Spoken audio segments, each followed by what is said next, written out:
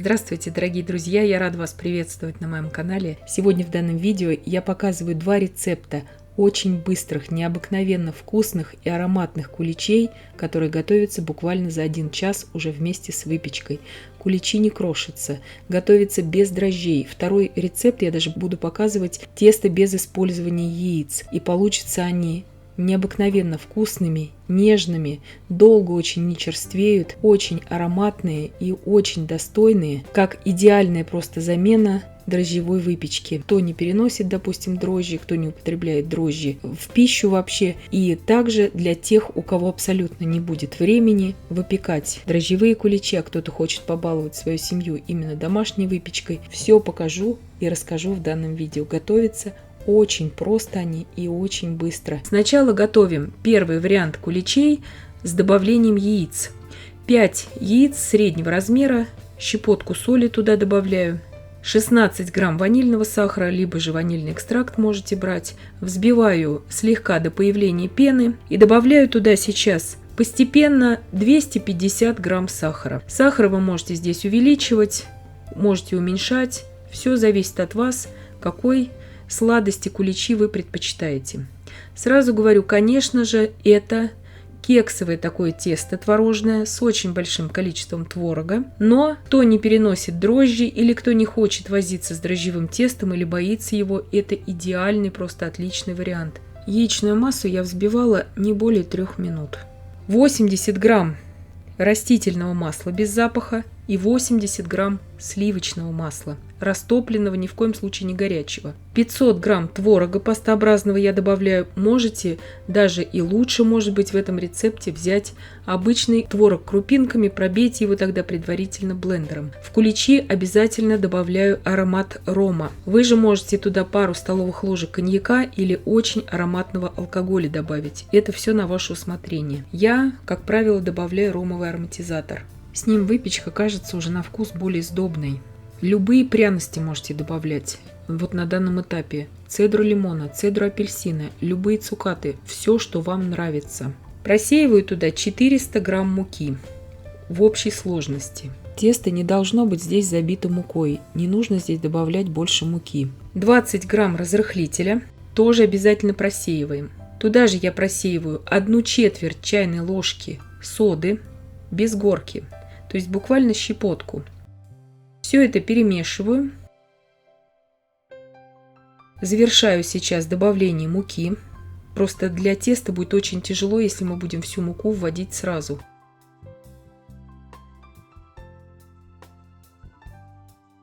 Ввожу туда 200 грамм. Здесь у меня смесь изюма светлого и вяленой клюквы. У меня здесь используются сухофрукты для перекусов, поэтому я их ничем предварительно не замачивала.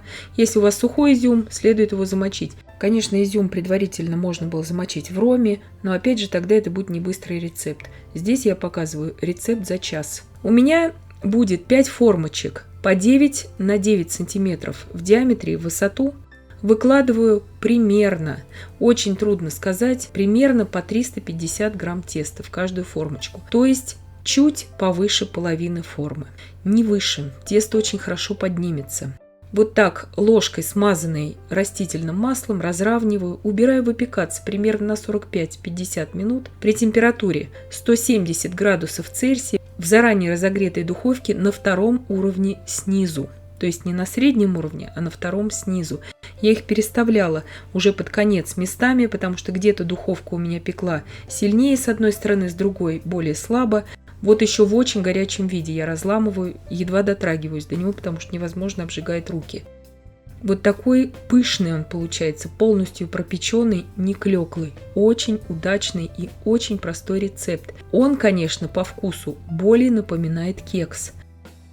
Нежнейший сверху, очень, я считаю, что очень ровные они получаются. Эти я оставляю полностью остывать. И делаю сразу второй рецепт. Вот он очень напоминает дрожжевые куличи по вкусу. 500 грамм просеянной муки, 25 грамм разрыхлителя, щепотку соли, 16 грамм ванильного сахара, 280 грамм сахара. Все перемешиваю насадками крюк. Здесь я венчики у миксера даже не буду использовать. Перемешиваю здесь недолго все сухие ингредиенты, чтобы они просто хорошо объединились. 240 мл молока комнатной температуры и 240 грамм растительного масла без запаха.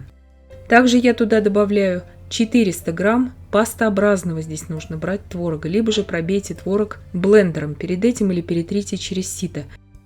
И вот сейчас 3 минуты я прорабатываю все это миксером. И это важно.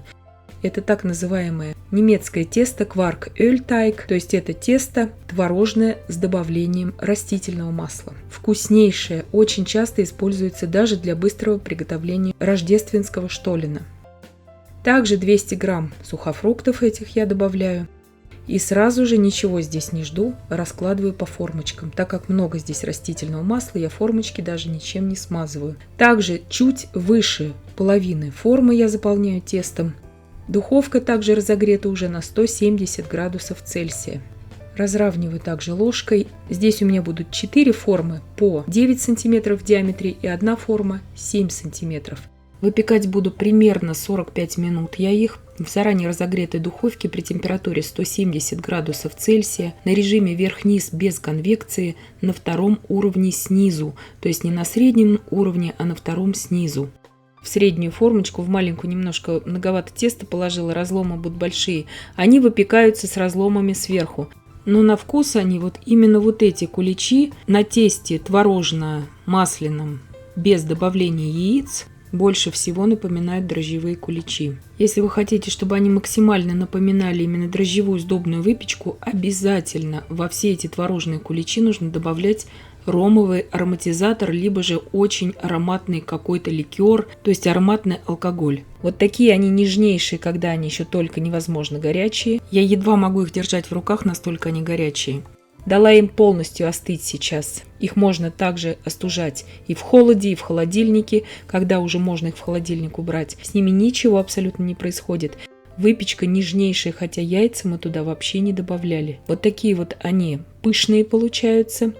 И сразу же наношу на них глазурь на желатине. Сделала ее такую поплотнее, чтобы она закрыла все эти разломы. Просто подольше ее взбивала, буквально на полминуты.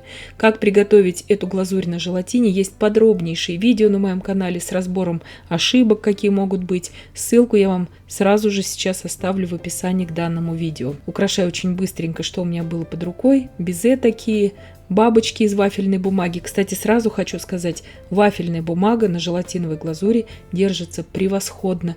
Можно и в холодильник ставить эти куличи. Можете смело использовать. То есть очень советую. Плотным слоем глазури все эти разломы закрылись. Ну, куличи просто необыкновенно вкусные. Сейчас, пока за несколько минут засохнет эта желатиновая глазурь, я приготовлю тут за пару минут буквально самую быструю глазурь на лимонном соке и сахарной пудре. Мне понадобится 200 грамм сахарной пудры и буквально 3-4 столовые ложки лимонного сока. Как вы уже захотите, насколько прозрачной сделать эту глазурь. Советую сначала добавить 3 ложки и посмотреть, какая она у вас будет по консистенции. Сразу эти ложки добавлять туда не следует. Готовится она, как я уже сказала, буквально вот за минуту.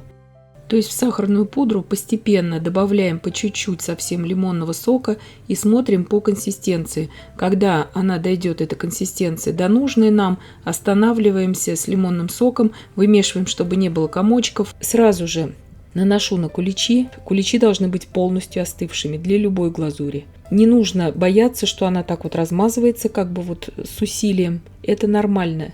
Сделаем сейчас подтеки. Подтеки нужно здесь направить. Не просто, чтобы они оползнем стекали, а если вы хотите красивые подтеки, буквально минут за 10 она уже полностью высохнет, и можно уже их будет транспортировать, эти куличики. То есть вот этот вариант очень быстрый, если вы не хотите заморачиваться с желатином.